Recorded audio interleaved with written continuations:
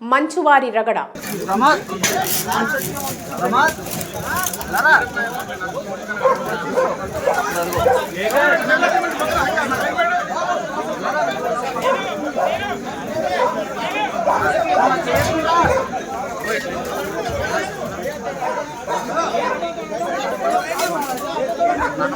సినీ నటుడు మంచు మోహన్ బాబుకు ఆయన చిన్న కొడుకు మనోజ్ కు మధ్య ఆస్తుల పంపకాల విషయంలో గొడవ జరిగినట్లు మీడియాలో వార్తలు హల్చల్ చేస్తున్నాయి.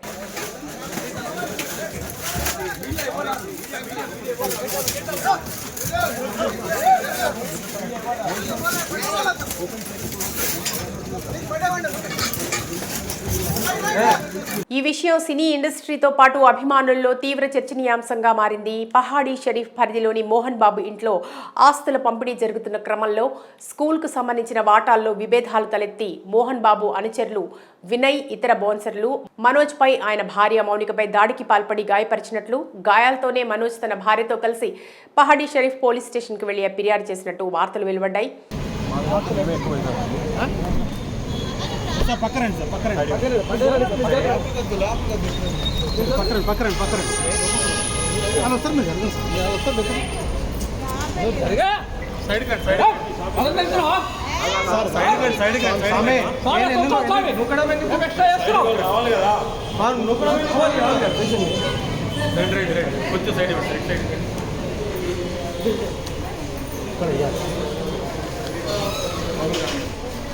ఈ విషయమై మహేశ్వరం డీసీపీని సంప్రదించగా డయల్ 100కు కాల్ వచ్చిందని, వ్యక్తిగతంగా ఎవరూ ఫిర్యాదు చేయలేదని స్పష్టం చేశారు.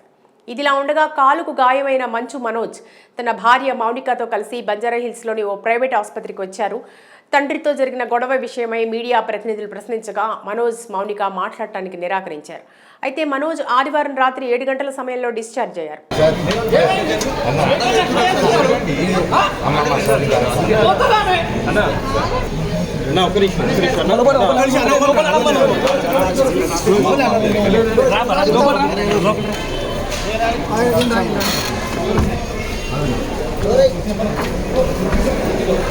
మనోజ్కు ఎమ్మెల్సీ మెడికో లీగల్ కేసు పూర్తి చేసిన వైద్యులు ఆయన ఒంటిపై అనుమానాస్పద దెబ్బలు ఉండటంతో ఆసుపత్రి వర్గాలు పోలీసులకు సమాచారం ఇచ్చినట్టు తెలిసింది.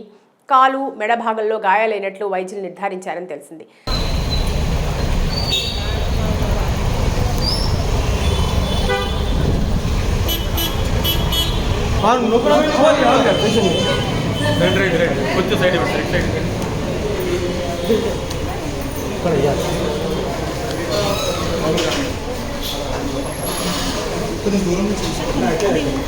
సిటీ స్కాన్, అల్ట్రాసౌండ్ పరీక్షలు పూర్తి చేసిన వైద్యులు 24 గంటల అబ్జర్వేషన్లో ఉంచాలని సూచించగా సోమవారం మరోసారి ఆసుపత్రికి వస్తానని మనోజ్ డిశ్చార్జ్ అయినట్టు తెలిసింది.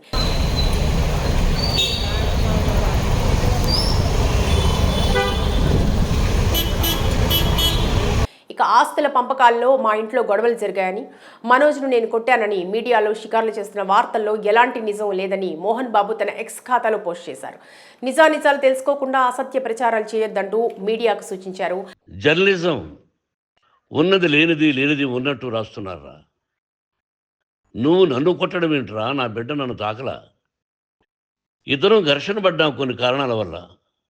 అయితే గతంలో కూడా ఒకసారి మంచు, మనోజ్, విష్ణు మధ్య గొడవ జరగటం, ఆ గొడవకు సంబంధించిన ఒక వీడియో బయటపడటం అప్పట్లో తీవ్ర చర్చనీయాంశంగా మారింది. మొత్తంగా ఆస్తి పంపకాల విషయంలో ఇప్పుడు మోహన్ బాబు, మనోజ్ల మధ్య గొడవ జరగటం వీరి అభిమానులకు కొంత షాక్ గురి చేసే అంశంగా చెప్పొచ్చు.